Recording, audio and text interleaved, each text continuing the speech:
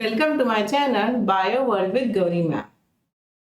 Doctor Homi Bhabha बाल वैज्ञानिक competition इस एग्जाम की 4 स्टेजेस होती है। अभी हम इसकी सेकेंड स्टेज एग्जाम के लिए जा रहे हैं। आने वाले संडे को आपकी एग्जाम है जहां पर आपको प्रैक्टिकल्स परफॉर्म करने हैं। स्टैंडर्ड 6 मराठी और इंग्लिश मीडियम दोनों की एग्जाम आने वाले संडे को है। अभी एक दिन कल का है, इसमें हमें क्या क्या करना है ये हम बात करने जा रहे हैं आज के वीडियो में। सबसे पहले हम लोग एक बार पैटर्न पेपर रिवाइज कर लें। आपको 5 एक्सपेरिमेंट्स परफॉर्म करने हैं इस एग्जाम के लिए। एक एक्सपेरिमेंट के लिए आपके पास होगा 6 मिनट का समय और एक एक्सपेरिमेंट होगा 6 मार्क्स के लिए। ठीक है, सो 5 एक्सपेरिमेंट्स 30 मार्क्स 30 मिनट्स। इस तरीके से एग्जाम का पैटर्न पेपर है। वहां पर टेबल पर सारी चीजें रखी हुई रहेगी, पूरे प्रिपरेशंस वहां पर रखे हुए रहेंगे। जो भी केमिकल्स लगते हैं, जो भी अपरेटस लगते हैं, ग्लासवेयर लगते हैं, जो भी आपको चीजें वहां लगने वाली है, इवन प्रोसीजर वहां पर लिखी हुई रहेगी। जाना है, सब कुछ देख कर एग्जैक्टली जैसे प्रोसीजर दी गई है उसी तरीके से परफॉर्म करना है और आपके जो ऑब्जर्वेशंस आते हैं उसे आपको लिखना है। आंसर को सिर्फ 1 वर्ड या फिर 1 लाइन में लिखना है। डिस्क्रिप्टिव स्टोरी यहाँ पर लिखनी नहीं है। ठीक है, अब देखो आपकी तरफ से कमेंट सेक्शन में मुझे पूछा गया फॉर्मूलाज कौन कौन से हमें याद करने हैं। यहाँ देखो आपको जनरल जो फॉर्मूला होते हैं अपने मैथमेटिक्स के वो हमें याद होने चाहिए, जैसे area of circle, area of rectangle, area of triangle, circumference of circle। के अलावा देखो formula to get the number of images when the angle between mirrors is known और that is given to you. इसके अलावा density, mass, volume, इसके बारे में पढ़ के रखो, इसका फॉर्म्युला याद रखो। मराठी मीडियम साठी लक्षात घ्या, तुम्हाला कुठली कुठली सूत्र लक्षात ठेवायची आहेत। आपली गणितामधली सर्वसाधारण सूत्र तुम्हाला यायला हवी आहेत। वर्तुळाचं क्षेत्रफळ, आयताचं क्षेत्रफळ, त्रिकोणाचं क्षेत्रफळ, वर्तुळाचा परिघ आणि त्यानंतर बघा आपल्याला जर 2 आरशांमधला कोन दिलेला असेल तर त्यामध्ये किती प्रतिमा तयार होऊ शकतात याबद्दलचा जो फॉर्म्युला आहे तो तुम्हाला लक्षात ठेवायचा आहे, पाठ करायचा आहे। ठीक आहे, याच्याशिवाय घनता, वस्तुमान आणि आकारमान याचं जे सूत्र आहे घनता बरोबर वस्तुमान भागिले आकारमान, हे सूत्र हे तुमच्या लक्षात असलं पाहिजे। यातली कुठलीही गोष्ट दिलेली असेल, घनता दिलेली असेल, वस्तुमान काढा म्हणलं, आकारमान पण दिलेलं असेल तर तुम्हाला ते कॅल्क्युलेशन्स करून काढता आलं पाहिजे। Okay, fine.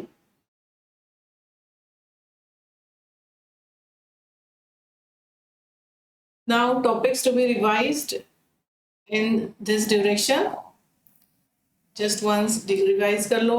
Density, mass, volume क्या है, लिटमस टेस्ट क्या होती है, which litmus paper convert to which color in acid, in base, what is neutral solution, इसके बारे में पढ़ो। इसके अलावा there are some indicators, phenolphthalein, methyl red, methyl orange, so read about that indicators, which indicator changes its color in acid, in base, all that thing to be revised। Secondly, you go through how to use graph paper. You should have practice to use it fast because there is a time limitation for you.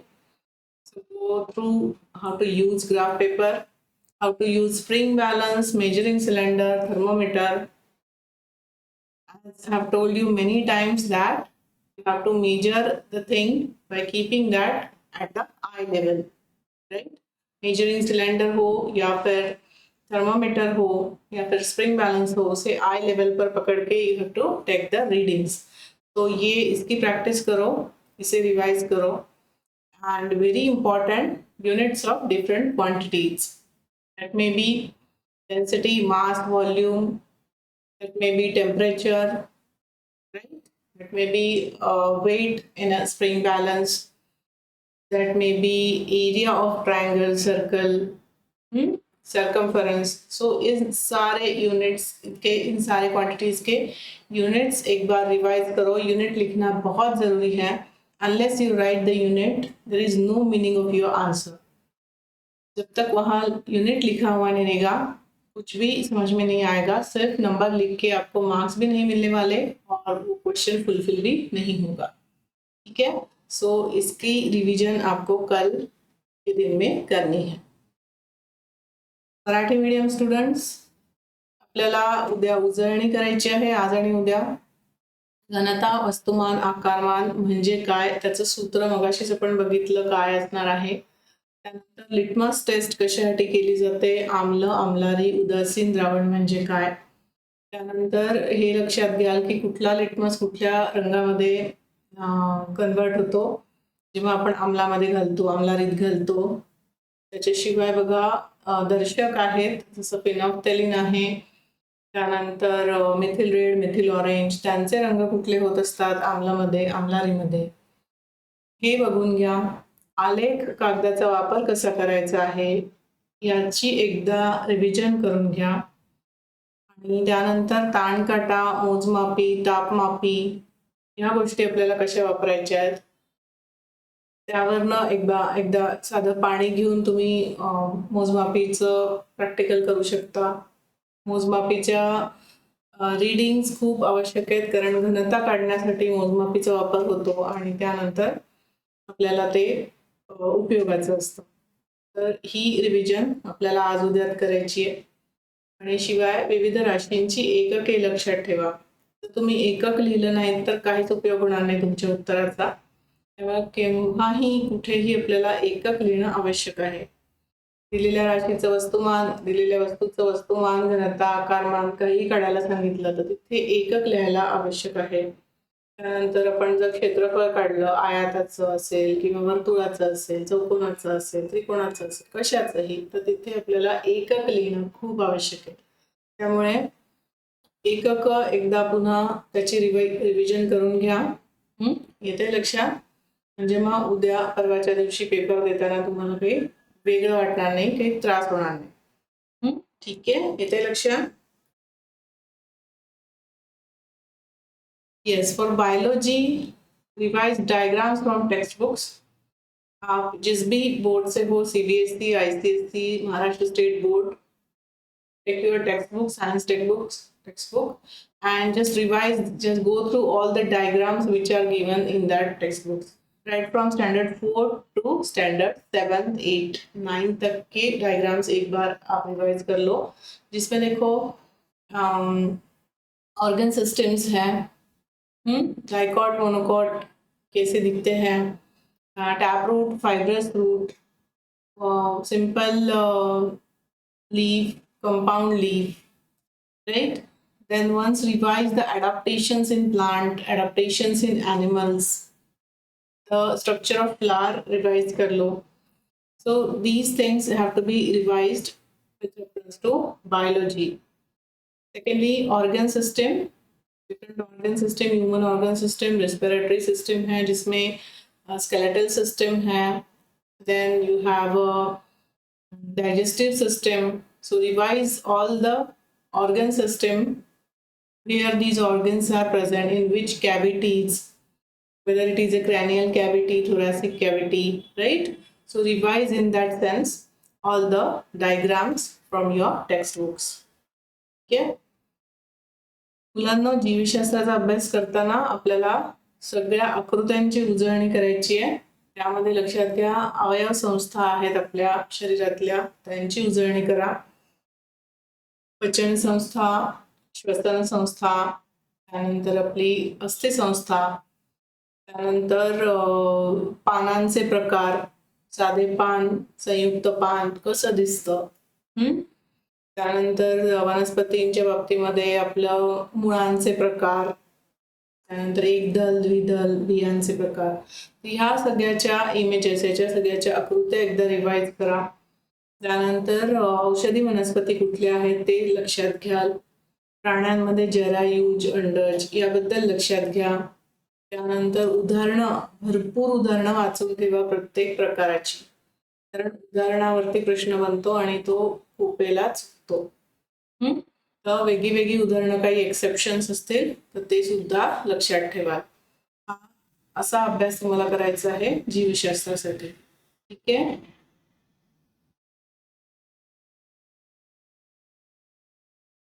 Yes, now we are going to discuss common last minute mistakes to avoid. इसमें देखो, leaving some questions blank because of low confidence, attempt all.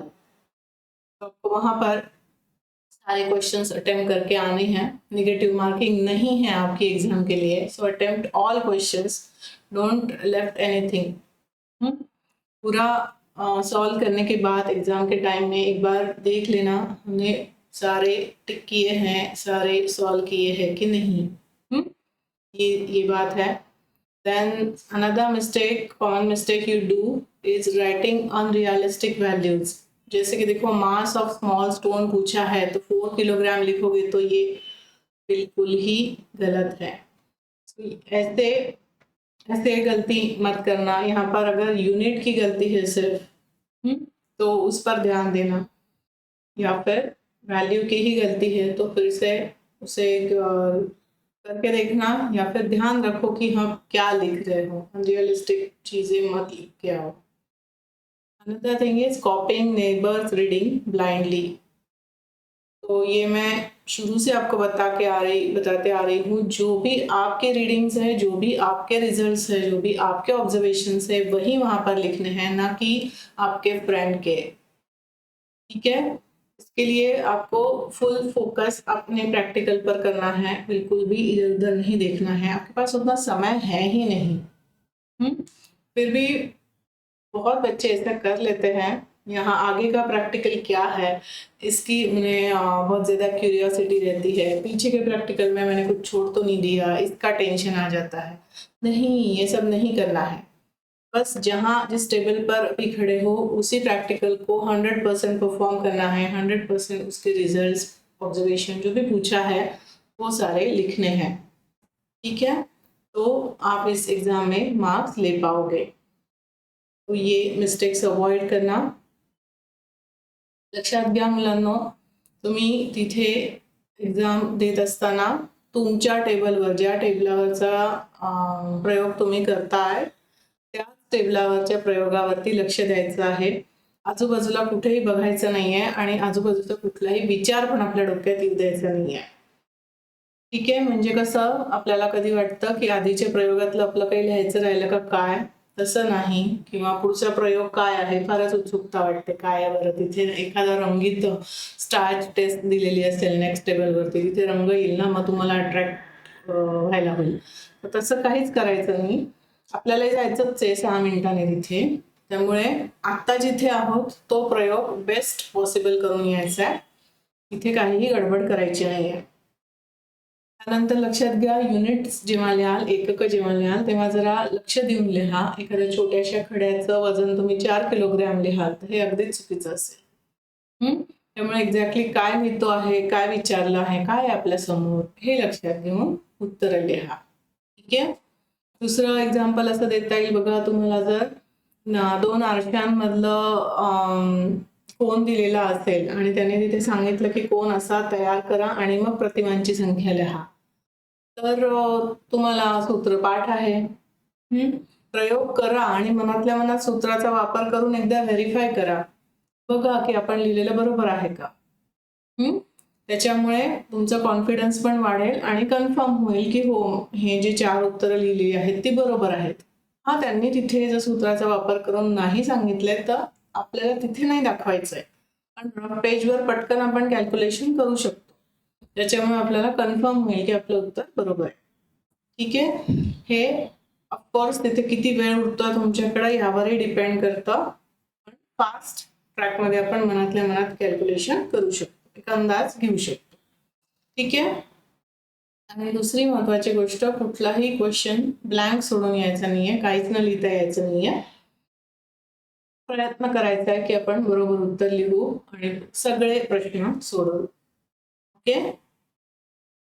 शिवाय आजूबाजूच्यांचे readings लिहायचे नाही आहेत. जे तुमचं observation आहे, जे तुमचं result आलेला आहे तोच लिहायचा आहे. असं काहीच करायचं नाही की आधीच्या बॅचमध्ये माझी मैत्रीण होती, तिच्या टेस्ट ट्यूब ए मध्ये असा रिझल्ट होता तर मी पण तोच लिहिला. अजिबात नाही तसं करायचं. तुमचं जे आलेलं आहे तेच लिहायचं आहे. ओके.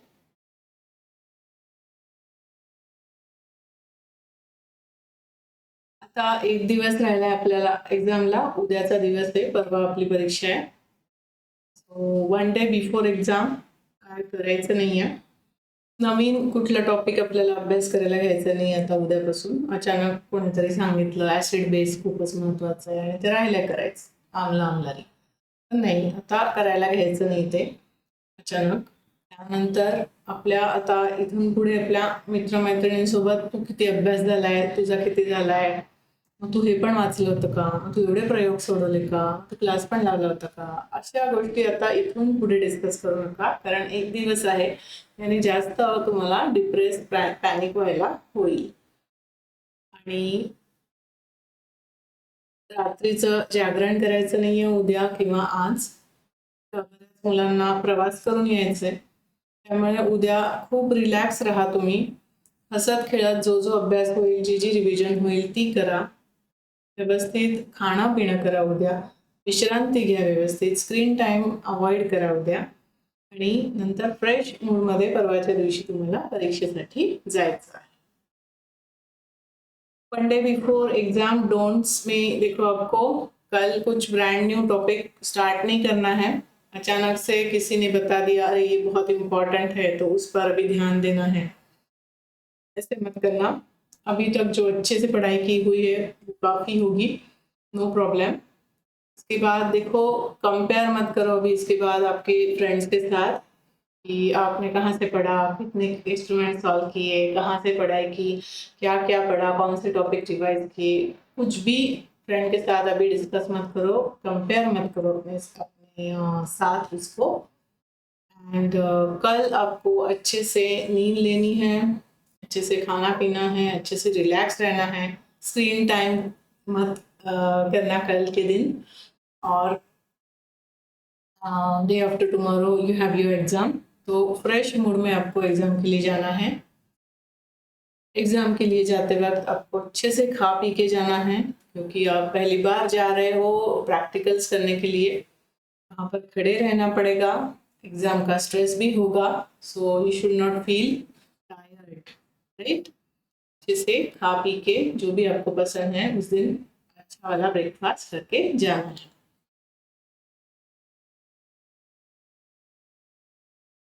एग्ज़ाम किट चेकलिस्ट देख लेते हैं. उस दिन आपके पास होना चाहिए एडमिट कार्ड, स्कूल आईडी, आपको यूनिफॉर्म पहन के जाना है, हॉल टिकट, और जो रिक्वायरमेंट्स दी गई है जैसे कि हो सकता है बोनाफाइड सर्टिफिकेट भी हो तो वो भी आपको लेकर जाना है. Blue black ball point pen, sharpener, pencil, eraser, scale, ये सारी चीज़ें आपके कंपास में होगी ही. स्मॉल नैपकिन साथ में रखो, इससे आपके हैंड्स आप ड्राई कर सको. वाटर बॉटल आपके पास होनी चाहिए. और ये सारी चीज़ें आपको लेकर जानी है. ऑफिशियल वेबसाइट पर अगर आपने देखा तो आपके रीजन वाइज कुछ कॉन्टैक्ट नंबर्स दिए गए हैं. यहाँ पर कुछ इस बारे में और भी कुछ डिफ़िकल्टी हो तो आप उनसे पूछ सकते हो, कॉन्टैक्ट करके पूछ सकते हो क्या क्या चीज़ें, और कुछ कन्फ्यूजन होगा तो आप उनसे पूछ सकते हो. So this is a exam kit checklist. Yes,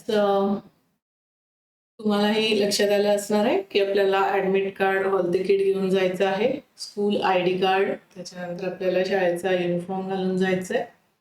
black blue ball point pen बरोबर ठेवा. शार्पनर, नंतर इरेझर, खोडरबर, पेन्सिल, या सगळ्या गोष्टी आपल्या कंपासमध्ये असतीलच. आणि त्याच्याशिवाय एक छोटासा रुमाल, पाण्याची बाटली, या गोष्टी तुम्ही तुमच्याबरोबर ठेवा. Okay. Reaching the centre, yes, ये इसी एग्ज़ाम के लिए नहीं, ये हर एग्ज़ाम के लिए है. आपको सेंटर पर 15 से 20 मिनट्स पहले पहुंच जाना है ताकि ट्रैफिक जाम में फंस न जाओ. बहुत ज़्यादा गड़बड़ हो जाती है अगर लेट होने जा रहे हैं तो हमारा माइंड डिस्टर्ब हो जाता है, घर वाले भी डिस्टर्ब हो जाते हैं। सो इसलिए make sure that you will reach at least half an hour, तो भी आपको जल्दी पहुंचना है वहाँ जाके, वहाँ थोड़ा आप सेटल हो पाओ। नए सेंटर पर जा रहे हो तो वहाँ देख पाओ कैसे है, कैसी बिल्डिंग है। हो सकता है वहाँ पे गार्डन हो तो वो भी देख पाओगे, खेल तो नहीं पाओगे अब इस बार। तो एटलीस्ट रिलैक्स हो जाओगे, मेरे कहने का मतलब है कि आप रिलैक्स हो पाओगे, इसलिए जल्दी पहुँचना है सेंटर पर। पैनिक नहीं होना है वहाँ जाने के बाद। वहाँ जाने के बाद फिर से अभी कुछ रीड मत करना, मेरे ख्याल से अभी एंड तक रीडिंग मत करना। थोड़ा सा अपने ब्रेन को रेस्ट देनी है ताकि वो रिकॉल कर पाए थिंग्स को। और सेंटर पर जाने के बाद वहाँ पर जो भी सुपरवाइज़र, जो भी टीचर्स है, वो आपको जो इंस्ट्रक्शंस दे रहे हैं उनको केयरफुली सुनना है, क्या बता रहे हैं, किस तरीके से हमें परफॉर्म करना है प्रैक्टिकल, उसके बारे में वो टिप्स दे रहे हैं। तो उसे केयरफुली देखना है, सुनना है। आंसर शीट किस तरीके से लिखनी है, कैसे आपको मूव करना है नेक्स्ट लेवल पर। हो सकता है बेल बजा देंगे या फिर they will ask you to move, किस तरीके से वहाँ पर सिस्टम है, ये सारी चीज़ें वहाँ एक्सप्लेन की जाएगी आपको। तो इसे ध्यान से सुनना, क्या बता रहे हैं, ठीक है। तो आपके लिए ये बहुत अच्छा हो जाएगा। और ये बात फिर से बता रही हूँ, at least half an hour centre पर पहले पहुँच जाए।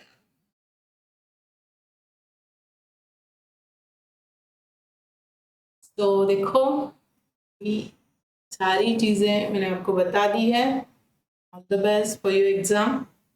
अच्छे से सॉल्व करो, पॉजिटिव माइंड से जाओ। आपने अच्छी पढ़ाई की है, वहाँ जाके आपको अच्छी तरीके से परफॉर्म करना है, राइट। कुछ भी नेगेटिव थिंग अपने दिमाग में मत लाना, कुछ भी नहीं। जैसे कट ऑफ क्या होगा, हमें कुछ लेना देना नहीं है अभी कट ऑफ के बारे में। मुझे ये प्रैक्टिकल सॉल्व होगा कि नहीं होगा, क्यों नहीं होगा, इतने दिन से प्रैक्टिस कर रहे हो तो ज़रूर होगा, है ना। तो इसी माइंड से जाना कि मैं जो भी प्रैक्टिकल सामने आएगा वो उसे सॉल्व करने वाला हूँ या करने वाली हूँ, ठीक है। कॉन्फिडेंट रहना और अच्छे से सॉल्व करना। ध्यान रखना अपने प्रैक्टिकल पर, फिर से आपको बता रही हूँ, यहाँ वहाँ नहीं देखना है, अपने प्रैक्टिकल पर फोकस करना है। अपने सारे क्वेश्चंस ठीक से सॉल्व करके आने हैं, ठीक है। करोगे ये सब? चलो फिर कांटेक्ट में रहो। चैनल को आप देख रहे हो, चैनल को आप बहुत अच्छी तरीके से रिस्पांस दे रहे हो। Thank you so much. और मुझे भी मतलब एनर्जी मिल रही है आपके लिए वीडियो बनाने में ठीक है। तो इस वीडियो में काफ़ी सारे क्वेश्चंस मैंने आपने जो कमेंट सेक्शन में पूछे थे वो सॉल्व कर दिए हैं। जैसे फॉर्मूला के बारे में कमेंट थी, वो भी मैंने यहाँ पर बता दी है, ठीक है। The best to all of you. अच्छे से सॉल्व करना और मुझे कमेंट सेक्शन में बताना पेपर कैसे रहा, ठीक है। बाय।